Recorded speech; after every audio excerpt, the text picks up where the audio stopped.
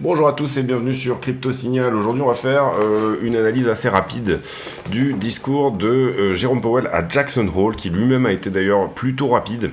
Et voilà, on va se demander est-ce que c'est dans les prix, quel a été finalement le ton de Jérôme Powell, qu'est-ce qui s'est passé exactement, etc. Donc on passe en partage d'écran, discours de Jérôme Powell au symposium de Jackson Hole, qui est censé nous préciser quelle va être un petit peu la politique américaine dans les temps prochains.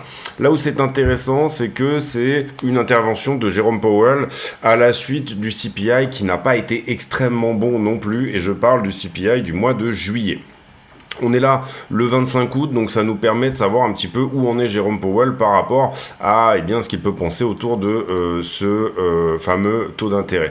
Donc ici, on est sur le CPI tel qu'il a été vu, et vous voyez qu'on a eu ce petit rebond de l'inflation au mois de juillet ici, qui nous a emmené vers un core CPI qui certes était à la baisse, vous le voyez ici 4,7, donc là ici on parle du core CPI, c'est-à-dire tout simplement on va dire l'inflation qui n'est pas importée, l'inflation qu'on va qualifier d'offre de demande, et une déflation importée qui était plutôt liée ici au prix du pétrole qui diminue et éventuellement des biens et services qui viennent de Chine sur lesquels il y a une grosse déflation aussi, etc. Ce que Powell nous dit, et donc du coup je vais garder cette charte pour exprimer mon propos, ce que Powell nous dit c'est que tout simplement rien n'est gagné à ce stade. Je vais prendre mes notes et je vais vraiment vous décrypter ce qui a été dit dans le discours. Il commence le discours de manière très hawkish en disant que oui effectivement il y aura peut-être plus de hausse et qu'il y a encore beaucoup de chemin à accomplir pour aller aux 2% d'inflation. Sous-entendu, le dernier pourcent ici va être très compliqué à accomplir. Et il nous dit que oui, certes, le core CPI est passé de quasiment 7% à aujourd'hui 4 ou 5, et là on parle vraiment juste de la barre verte qui est ici, et que il y a encore pas mal de chemin, surtout de ce côté-là. Donc il nous dit, je vais me concentrer principalement sur le core PCI, core CPI.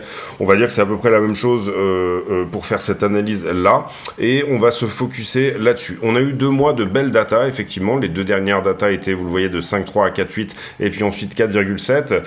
Et là, on parle du CPI, mais c'est pas grave, on va rester sur cette charte pour étayer les propos. Et là, il distingue 3 différentes catégories pour tout simplement identifier ce qu'il y a dans ce fameux core PCI ou CPI. D'abord, il distingue les biens. Et là, il prend l'exemple des véhicules, finalement, où il dit on a eu un gros problème au niveau des biens, c'est qu'il y a eu par exemple, sur les véhicules, cette pénurie de semi-conducteurs qui ont fait que le prix des voitures a extrêmement augmenté. Et aujourd'hui, on essaye, par des effets combinés, de faire à nouveau rebaisser le prix des voitures à ces niveaux de la pré-pandémie. Bien évidemment, quand vous avez ici une offre sur les voitures qui a diminué, donc c'est l'exemple que prend Powell, eh bien, il va falloir resserrer soit les conditions de crédit, donc les leasing sur les voitures, etc. Les vendeurs de voitures vont vendre moins de voitures, donc ils vont opérer à des remises, bien évidemment, sur ces véhicules-là. Il nous dit, sur les biens, c'est pas trop mal, on commence vraiment sincèrement à diminuer. Je pense aussi en partie grâce à cette déflation importée, ou en tout cas désinflation en ce qui concerne les États-Unis, importée de Chine, puisque en Chine les prix ont tendance à baisser, on est quasiment dans une déflation, et voilà ce qu'il nous dit. En ce qui concerne le housing, il nous dit que oui, les loyers ont baissé. C'est pas tellement que les loyers ont baissé, c'est plus que la hausse des loyers s'est calmée, voilà, c'est plutôt comme ça qu'on peut le voir, il nous dit là-dessus, bon, c'est un secteur qui est relativement sensible au taux d'intérêt, puisque si vous achetez un logement, vous êtes extrêmement sensible aux États-Unis aux taux d'intérêt qui sont variables. Donc là-dessus, il nous dit on n'est pas trop mal non plus, on voit une jolie correction. Donc c'est, je pense, pour ça qu'on pèse et qu'on passe ici de 6,6 à désormais 4,7 sur le, encore une fois, core CPI. Dernier niveau, c'est les non-housing services, c'est-à-dire tous les services qui ne correspondent pas à du housing, donc à de l'hébergement. Et là, il nous dit c'est un petit peu plus compliqué. Ils sont au-dessus des niveaux de la pré-pandémie. Et là, on parle bien évidemment de tout ce qui est healthcare, food, donc les restaurants par exemple. Healthcare, ça va être la santé, le transport, etc. Voilà, tous ces services qui ne correspondent pas tout simplement à du housing. Et en l'occurrence, il nous dit que les niveaux ne baissent pas de ce côté-là. Pourquoi ? Parce qu'ils sont peu sensibles au taux d'intérêt. Ça, c'est un fait. Et puis également parce qu'ils sont dépendants du prix du travail. Donc on a un marché du travail qui est très fort en ce moment, très difficile de trouver des employés aux États-Unis. Vous êtes du coup obligé de payer bien vos employés pour que tout simplement l'affaire tourne. On va prendre l'exemple d'un restaurant, c'est pas l'exemple qu'il a pris ici, mais en ce moment on le voit notamment en France, etc. Dans la restauration, c'est très compliqué de trouver du personnel. Et voilà ce qu'il nous dit sur les 3 niveaux. Après, derrière, il va chercher cette idée qu'il va falloir de toute façon à un moment donné que le marché du travail se détende un petit peu. Les banques vont resserrer leurs conditions de crédit et on peut s'attendre à ce qu'on ait un petit moment où l'économie soit sous la traîne. Donc il ne nous parle pas ici de hard landing ou quoi que ce soit, mais il nous dit on va avoir une période en dessous de la trend naturelle, on va dire, des États-Unis pour pouvoir tout simplement retourner dans ces niveaux où le marché de l'emploi n'est pas ultra tendu comme on peut voir en ce moment. Donc je pense qu'il va vraiment falloir être extrêmement attentif à toutes les données qu'on peut avoir autour du marché de l'emploi prochainement. Troisième chose, il parle de politique monétaire. Il nous dit il y a des choses un petit peu mieux quand même sur la labor supply, sur le marché du travail, que la pression sur les salaires, on a l'impression qu'elle diminue, et il nous dit également que le real wage growth, c'est-à-dire en fait finalement, étant donné que l'inflation baisse, votre salaire reste à peu près au même niveau, et là on a des améliorations sur le pouvoir d'achat des Américains, c'est-à-dire qu'on a effectivement cette possibilité que tout ça se passe entre guillemets dans le calme. Donc, on s'attend à ce que ça continue. Il nous dit, on reste sur 2%. La politique est déjà dans un endroit qui est restrictif. On est plus ou moins autour des 3,2, 3,3 en ce moment, et on va continuer notre quantitative tightening, c'est-à-dire la vente des assets de la Fed.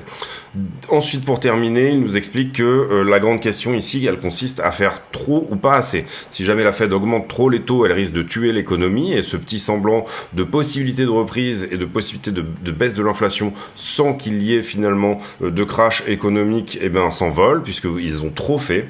Et derrière, il va donc, ici on parle de douleur de l'économie tout simplement, et si jamais ils ne le font pas assez, ils prennent le risque d'avoir une entrenched inflation, c'est-à-dire une inflation qui s'installe, donc de rester dans une stagflation, des niveaux où l'inflation reste haute pendant assez longtemps.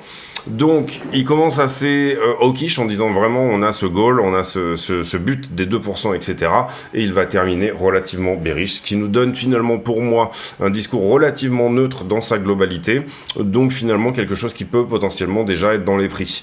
Il nous dit derrière, on va juste attendre la data, et c'est un peu un wait and see en fait que nous a dit Powell ici, donc il faudra être très attentif bien évidemment au prochain CPI, donc celui du mois d'août, qui va nous donner pas mal d'informations dans ce sens. Est-ce qu'on pourrait éventuellement aller faire un tour sur Trueflation? On est le 25 du mois, donc pourquoi pas.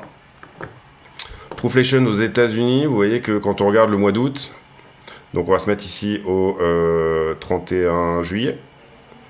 31 juillet, pour le moment, on était à 2,23 sur Trueflation au 31 juillet, et là, pour l'instant, vous voyez qu'on est à 2,56. Donc, on ne s'attend pas, alors sur Trueflation en tout cas, on ne s'attend pas à ce que le CPI du mois d'août soit très bon, c'est-à-dire une légère augmentation.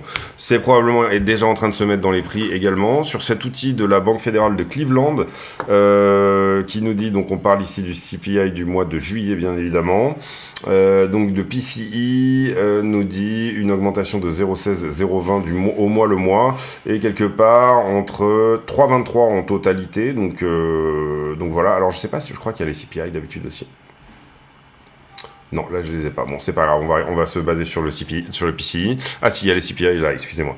Donc 3,81 en ce qui concerne le mois d'août, et on n'a pas les CPI malheureusement du mois de juillet, les prédictions du mois de juillet pour le moment. Donc, oui, mais c'est la data du mois d'août, autant pour moi, désolé. Donc 3,83 ici pour le CPI et 4,46 pour le core CPI. On revient sur notre trend. Et vous voyez, 4,46, ça voudrait dire que le core CPI est à la baisse. Et 3,83, c'est ça qu'on a dit, hein, il me semble. Désolé, ça m'a déjà échappé. 3,83 pour le CPI dans sa globalité. Donc ça voudrait dire que la reprise du pétrole, malheureusement, a plombé le headline CPI. Une baisse du core CPI est très intéressante quoi qu'il en soit. Donc c'est une donnée pour l'instant. On refera une vidéo à la fin de semaine prochaine sur ce que nous dit éventuellement la data autour de l'inflation avec la semaine incluse, la quatrième semaine d'août pour vraiment inclure la data. Mais là, ça nous dirait que peut-être effectivement l'inflation de demande, donc le core CPI, est en train de plomber aux États-Unis, tandis qu'une potentielle reprise économique, un soft landing, est en train de faire remonter les prix du pétrole. On voit également en ce moment beaucoup de tensions géopolitiques avec l'entrée bien évidemment des Émirats et de l'Arabie Saoudite et de l'Iran dans les BRICS. Donc aujourd'hui, on peut estimer que les BRICS contrôlent entre 50 et 70% de l'offre de pétrole dans le monde. Et donc cette fin des États-Unis comme gendarme du monde, on peut l'appeler comme ça, et du dollar comme moyen d'échange mondial peut potentiellement provoquer des tensions sur le marché américain. Le prochain CPI sera celui donc de juillet. On aura les vrais chiffres potentiellement autour du 10 septembre, donc on suivra ça bien sûr de très près. J'ai déjà fait toute une analyse technique sur Bitcoin, etc. Aujourd'hui, pour moi, pas grand chose à ajouter de plus. On pourrait aller dans les toutes petites time frames éventuellement, c'est-à-dire aller voir un petit peu ce qu'il se passe de ce côté-là. Alors qu'est-ce qu'on a eu? Vous le voyez, on a eu une petite raquette de liquidité ici dans les deux sens par rapport au petit range qui s'était créé sur la journée. Pour moi, j'attends de voir un petit peu quel niveau ici va tenir. On est venu faire un tour dans cette boîte de liquidité, hein, donc désormais ça n'existe plus. Au niveau du sentiment, on n'est pas encore allé visiter la boîte de liquidité inférieure. Je ne sais pas si ça a trop poussé ici vers le haut, si jamais il y a de la liquidité qui est rentrée juste avant le discours de Powell, mais en gros, vous voyez qu'on a mangé un tout petit peu en haut et puis finalement on s'est retourné. En ce qui concerne le marché action, donc le S&P, qu'est-ce qu'il s'est passé aujourd'hui? Eh ben, on a ouvert sur un gap... On a ouvert sur un gap haussier, vous le voyez ici, et puis finalement donc le prix a poussé un petit peu vers le haut, il est monté encore un peu plus, et là derrière on a repris tout le gap dans son ensemble. Donc on va voir ici si à mi-séance il n'y a pas un retournement à Wall Street, c'est souvent le cas, assez souvent on vient chercher le gap d'ouverture ici, et puis derrière on se retourne, ça arrive parfois, ou alors si tout simplement le prix a décidé d'aller plus bas. Je ne pense pas en tout cas que cette news soit majeure, j'ai trouvé le discours de Powell plutôt neutre, c'est plutôt ce que dit la presse et également... Vous le voyez ici, par exemple, Powell qui dit que la Fed va faire attention, va procéder de manière très prudente sur des prochaines hausses de taux.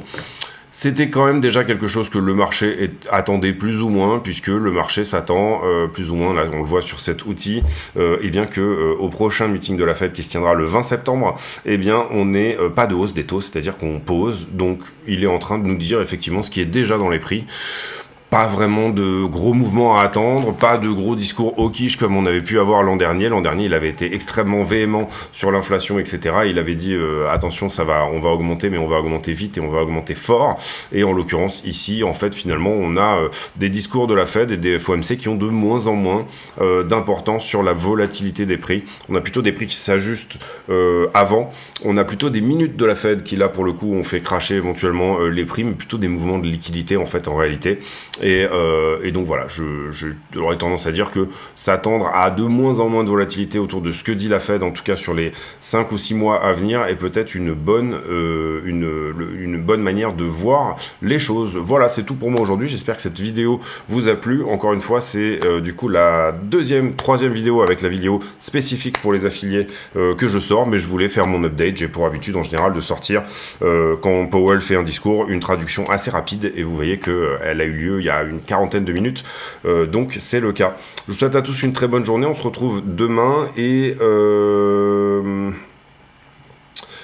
oui, donc du coup, n'oubliez pas de mettre un like également, c'est du temps passé, toutes ces choses-là, donc voilà, ne serait-ce que pour passer le temps, rétribuer à préparer cette vidéo, mettez un like, éventuellement venez nous rejoindre sur le Discord dont le lien est en description de la vidéo, et sur lequel je fais des vidéos dédiées, des vidéos vraiment spécifiques pour les membres du Discord. Je vous souhaite à tous une très bonne journée, on se retrouve demain pour une nouvelle vidéo, portez-vous bien, ciao.